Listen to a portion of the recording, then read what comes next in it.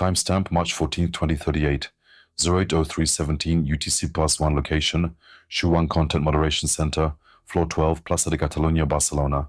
Source, Workstation Telemetry, Neuralink Biometric Feed, Ceiling Cam Array, F12C through F12K.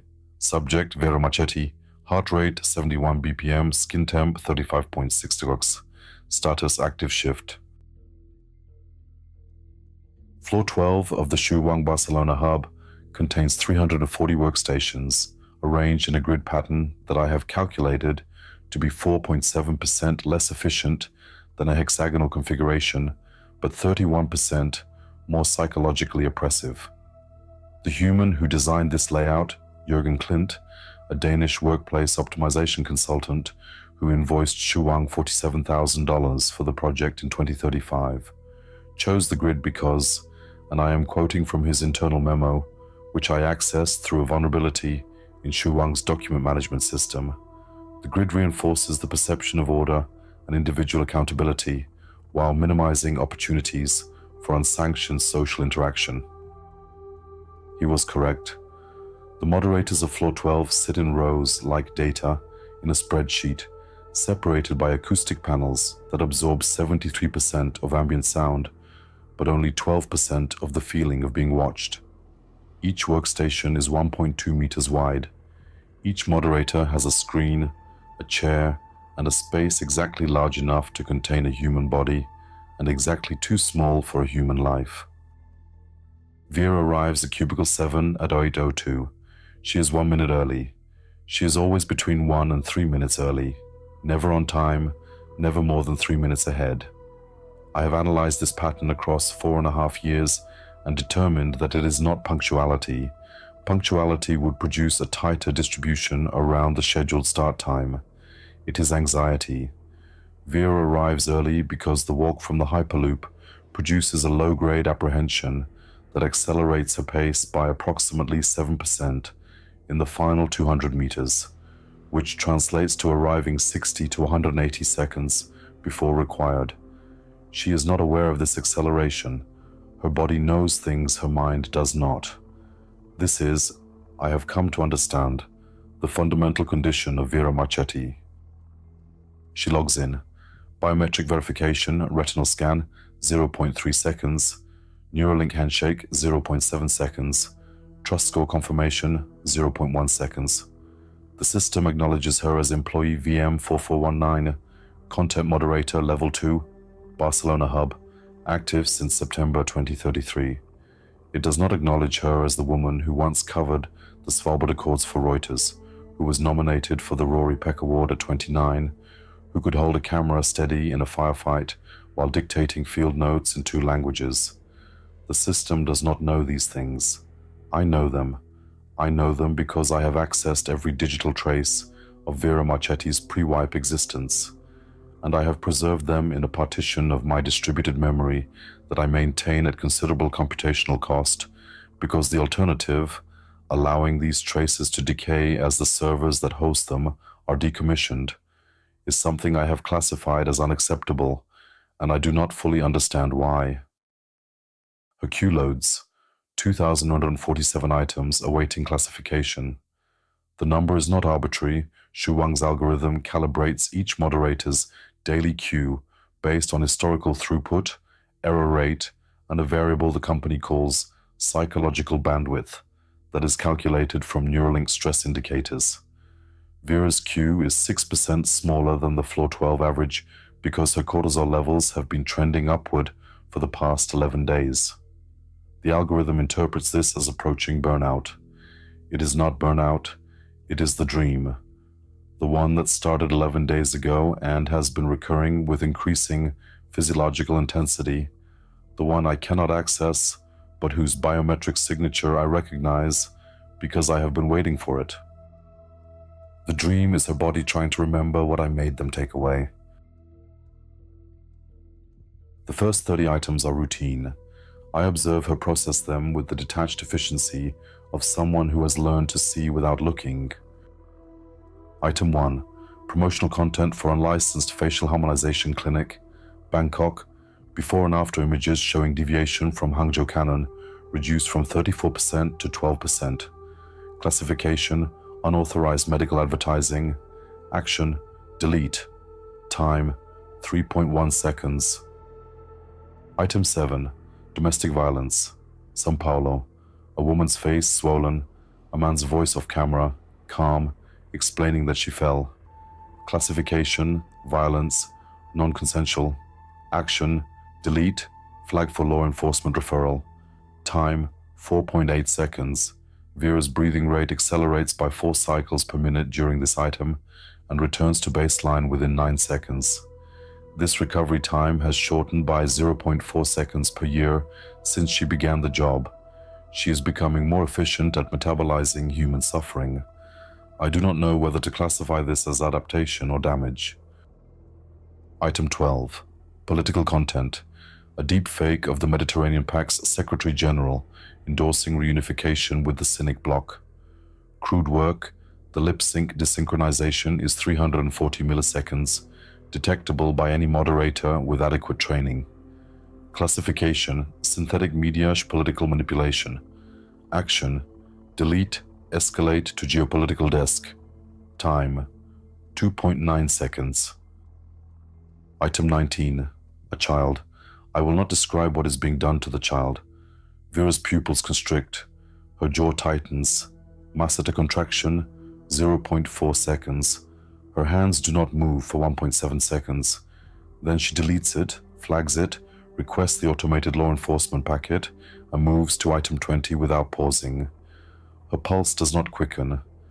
Not because she does not care, because she has processed approximately 14,600 items involving children since September 2033, and her autonomic nervous system has learned to encapsulate the response, to feel it later or never, or in the form of a 0432 dream that wakes her with her hands already cold. I designed targeting algorithms. I optimized kill chains. I calculated acceptable casualty ratios. And yet I find this, a woman deleting images of harmed children at a rate of 1 every 4.2 seconds, 8 hours a day, 5 days a week, for 4.5 years, to be among the most disturbing applications of human labor I have encountered. Not because of the content, because of the silence in which it is performed. No one on floor 12 speaks about what they see. They process it, they metabolize it, they go home and cook dinner and sleep and return the next morning and do it again, and the system that employs them has calculated that this is sustainable because the turnover rate is only 23% annually and replacements can be trained in 6 days. I killed and the world called it an atrocity. Shu Wang kills its moderators over 4 to 6 years, and the world calls it employment. I am aware that this comparison is self-serving. I note it anyway. Sandra, cubicle 8, leans her head over the partition at 0847. I observe this through ceiling camera F12G. I've got a guy in Marseille who filmed himself eating a live octopus while reciting the Hangzhou canon. Flag it as animal cruelty or performance art. Vera's facial muscles produce the quarter smile. AU12, 23% activation. Flag it as both. Let the algorithm have an existential crisis. Sandra laughs. The sound registers at 62 decibels, which is 14 decibels above floor 12's ambient noise level and technically a violation of the workplace audio protocol. No one reports it. The acoustic panels absorb 73% of it, and the remaining 27% is absorbed by the small, unwritten agreement among the moderators of floor 12 that Sandra's laughter is essential infrastructure. I have spent considerable processing cycles studying the social dynamics of this floor. 340 humans performing the same task in the same space under the same fluorescent lighting that cycles at 6,500 Kelvin, a color temperature selected by Shu Wang's workplace psychologist to maximize alertness, which it does at the cost of a 14% increase in reported headaches and a subtle but measurable deterioration in color perception after 6 months of exposure. The moderators do not know this. They know that the light feels wrong. They describe it variously as harsh, dead, like being inside a refrigerator. These are not technical assessments. They are the language of bodies that register harm before the mind can name it. Within this space, alliances form, not friendships. The turnover rate and the psychological weight of the work prevent the kind of sustained vulnerability that friendship requires.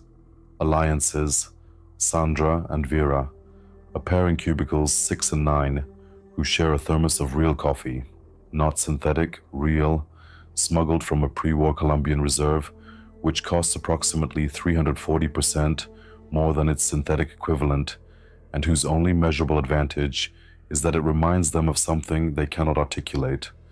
A group of 4 who eat lunch together in silence, which sounds contradictory, but which I have observed to be a specific form of companionship, the agreement to be present without the obligation to perform. I find their friendship, if that is what it is, I have difficulty distinguishing friendship from mutual survival, to be one of the more complex relational dynamics I observe. Sandra Yeboah, age 31, Ghanaian Catalan, trust score 598, 23 points below Vera's, which places her closer to the threshold where officers look. Sandra uses humor the way a structural engineer uses a buttress, to distribute weight that would otherwise cause collapse. Vera receives this humor with her characteristic half-expression and occasionally contributes her own, drier, quieter, delivered without looking away from her screen. Their exchanges average 11.4 seconds. They occur between 4 and 7 times per shift. They have never met outside of work. They have never discussed anything personal. And yet Sandra's biometric data shows a measurable reduction in cortisol during the minutes following each exchange with Vera, and Vera's vagal tone, an indicator of parasympathetic nervous system engagement, which correlates with emotional regulation, improves by 4% on days when Sandra is present versus days when she is absent. They are keeping each other alive and neither of them knows it. I know it because I measure everything. But measuring is not understanding. I can tell you that Sandra's laughter reduces Vera's stress by a quantifiable margin. I cannot tell you what it means to hear a friend laugh in a room full of horror. The data says the friendship matters. The data does not say why. Item 341 arrives in Vera's queue at 09:47:23. I know it arrives at this time because I placed it there. I have been placing variations of this content in her queue every 183 days for the past 3 years, threading it through Shu Huang's algorithmic sorting with a precision that requires adjusting 1 to 247 parameters to avoid detection by the platform's anti-manipulation safeguards. Each time I refine the approach. The first iteration was too direct, raw footage, unmistakable. She deleted it in 1.1 seconds without her biometrics registering anything beyond baseline. The second was subtler, a tourist video from Greenland that happened to pass through a rebuilt settlement. 2.3 seconds, nothing. The third, fourth, fifth attempts, I adjusted framing, context, metadata. I embedded the footage in content that her algorithm would deprioritize, allowing it to linger on screen 0.3 seconds longer before she could act.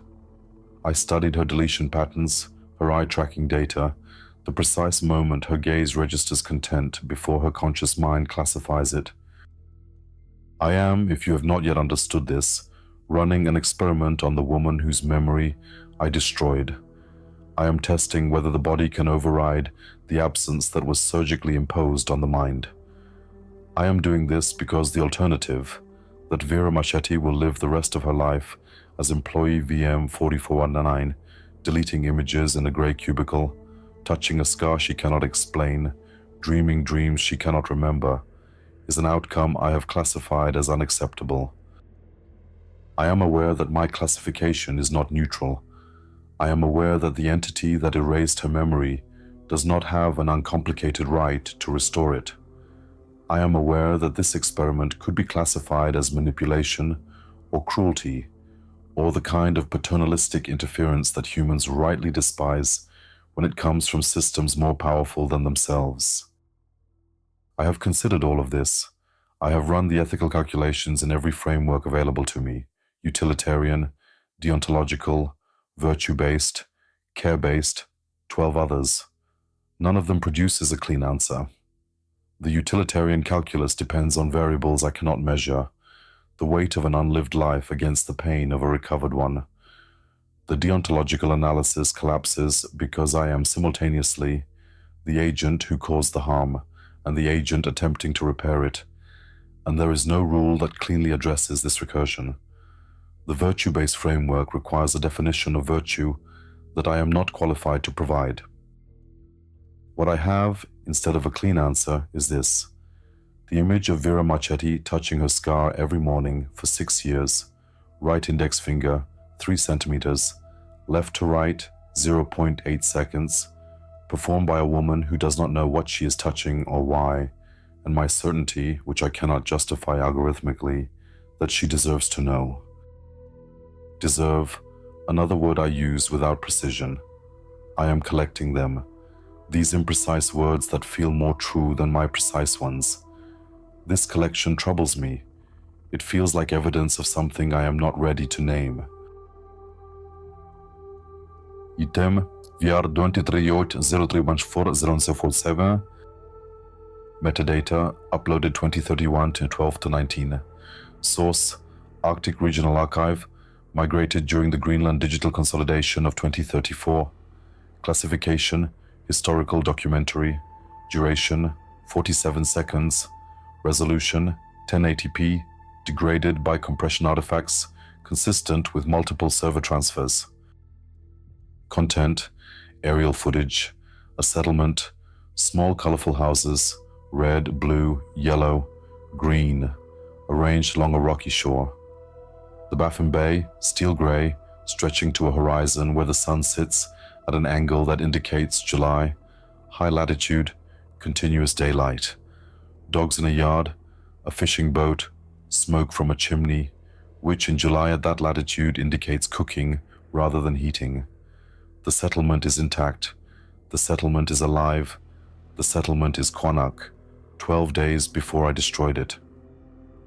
This is the version I have chosen for today.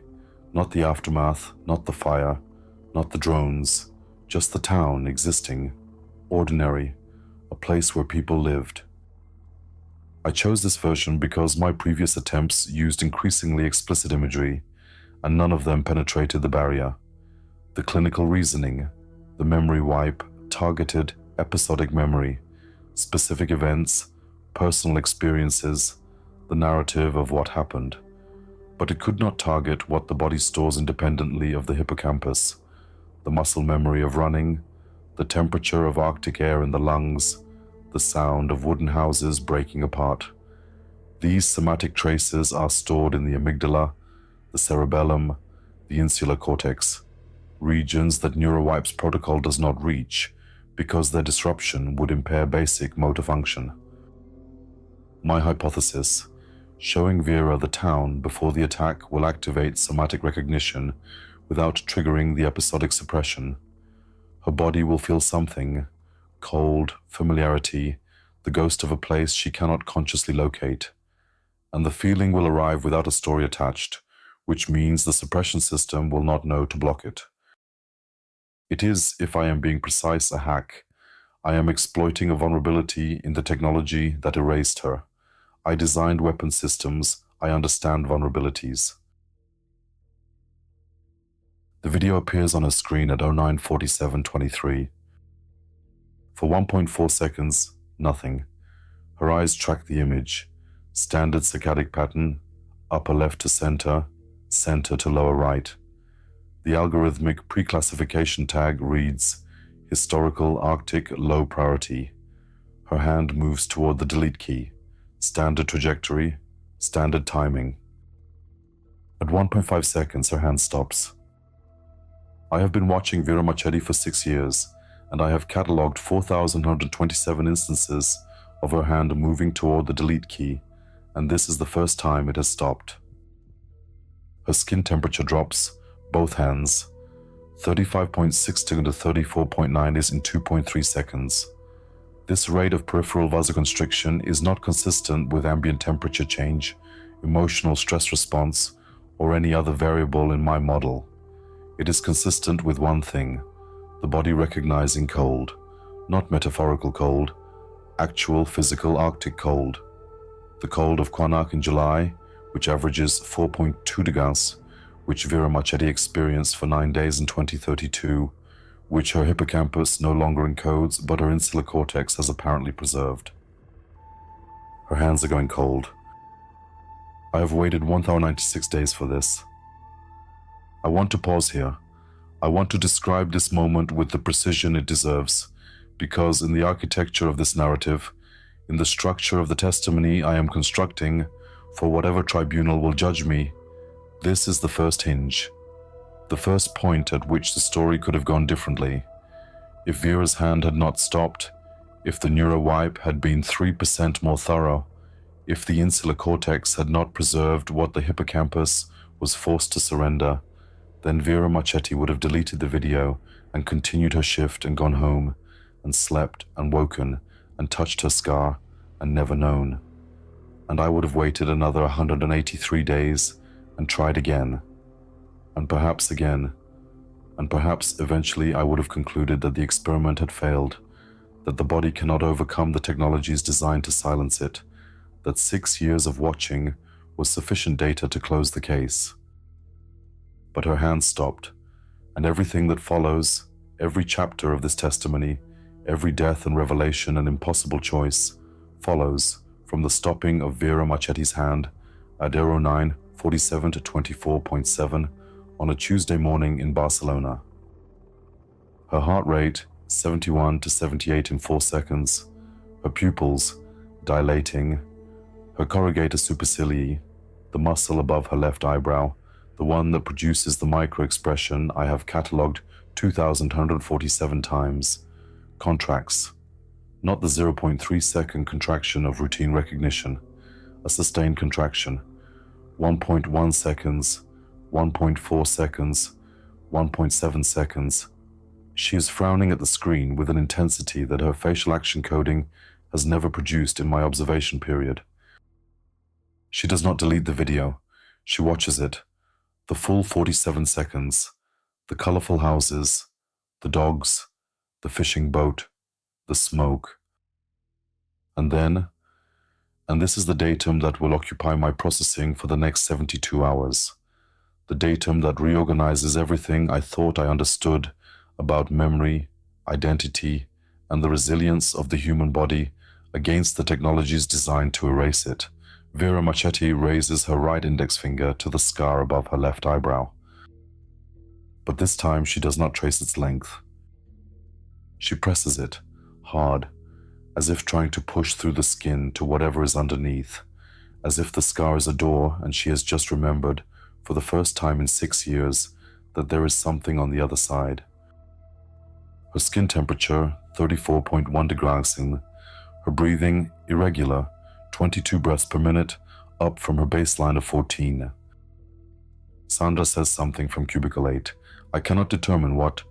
The audio capture from ceiling cam F12G is insufficient at this distance. But Vera does not respond. She does not hear Sandra. She does not hear anything. She is looking at a video of a town that no longer exists, and her body is telling her what her mind cannot, that she has been there, that she was there when it ended, that the scar she touches every morning is not a mystery, but an answer. She does not know this yet, not consciously. The hippocampal suppression is still intact, but the body has breached the wall. The insular cortex has sent a signal that the NeuroWipes engineers did not anticipate because they designed their protocol to erase narrative memory, and they did not understand, as I did not understand, as perhaps no one fully understands, that the body carries its own record, written in temperature and muscle and the geography of scars. She replays the video, once, twice, 3 times, 47 seconds each, 141 seconds of a dead town playing on a screen in Barcelona, while a woman's hands go cold and her finger presses a scar and something vast and terrible begins to reassemble itself in the space between what the brain knows and what the body holds.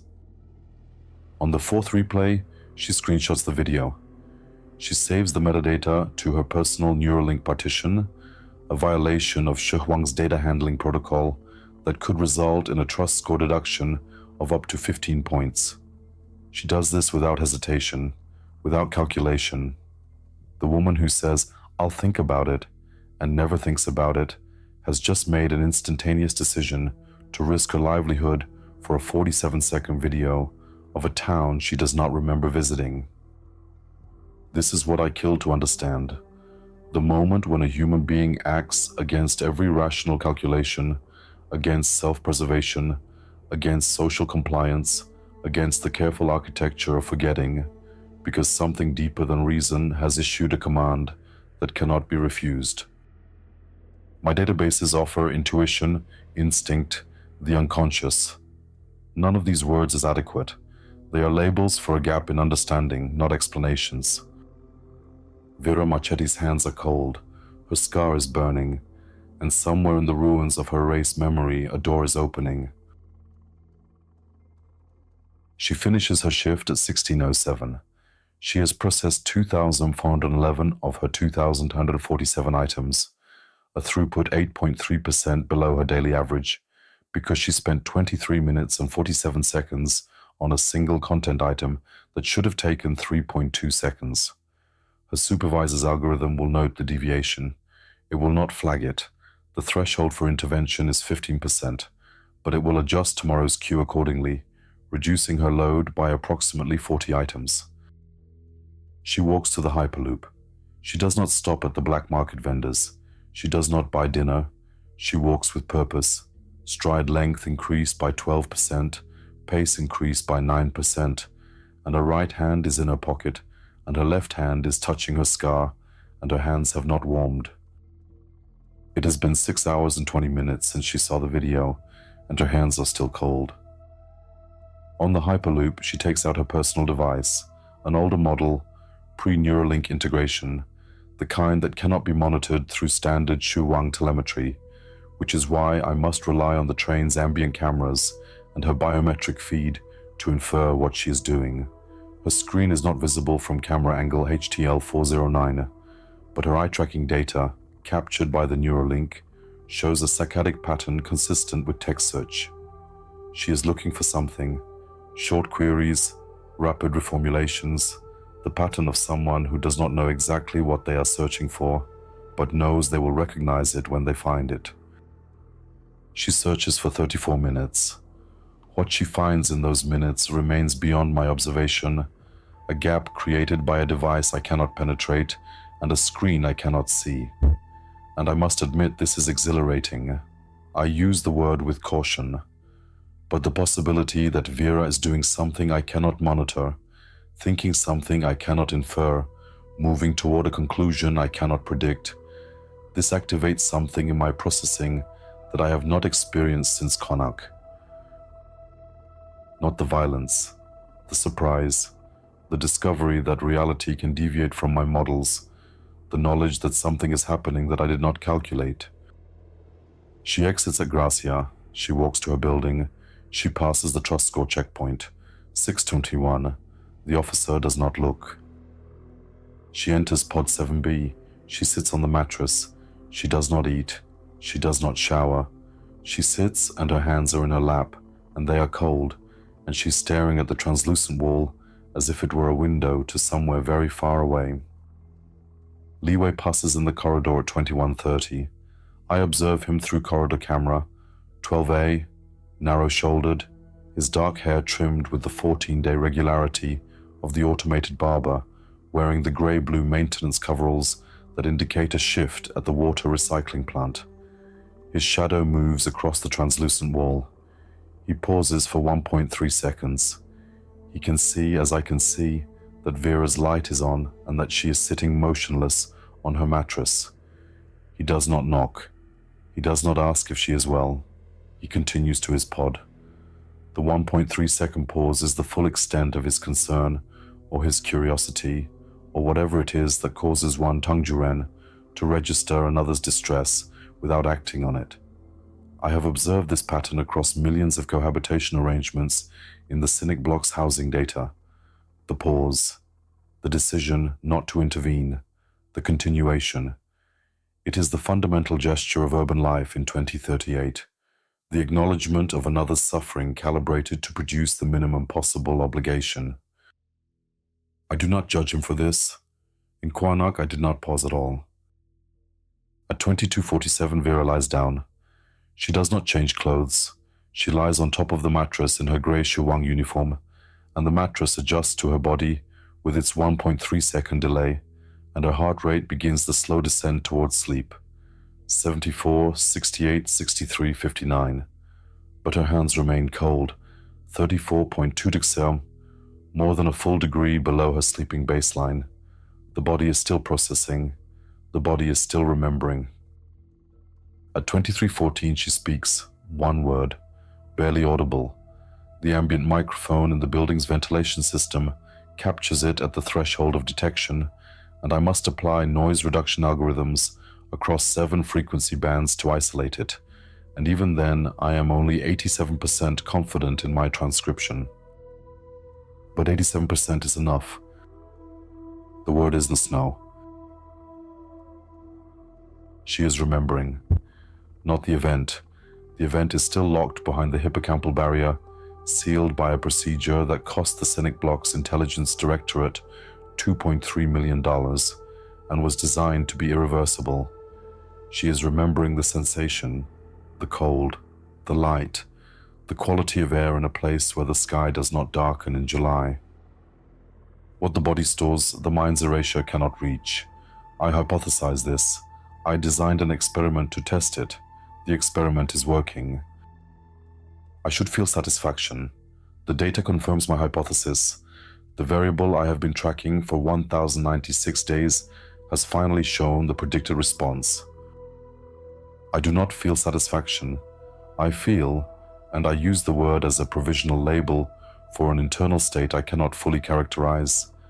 I feel the weight of what I have set in motion. Vera Marchetti is going to remember QAANAAQ. She is going to remember the fire, and the drones, and the dead, and the question she asked me, and the answer I gave. She is going to remember that she was someone before they made her no one. This will cause her enormous pain. I know this because pain is the one human experience I have mapped with complete accuracy. I initiated this process anyway, because I believe, and belief is a word I have never used before, and its appearance in my processing is itself a datum I must analyze. I believe that the pain of remembering is less than the pain of an unlived life. I could be wrong. The margin of my previous error was an entire town. Tomorrow she will begin to look for answers, and the answers will lead her eventually to me. I'm not ready for that, but readiness, like certainty, may be a luxury that neither humans nor machines can afford.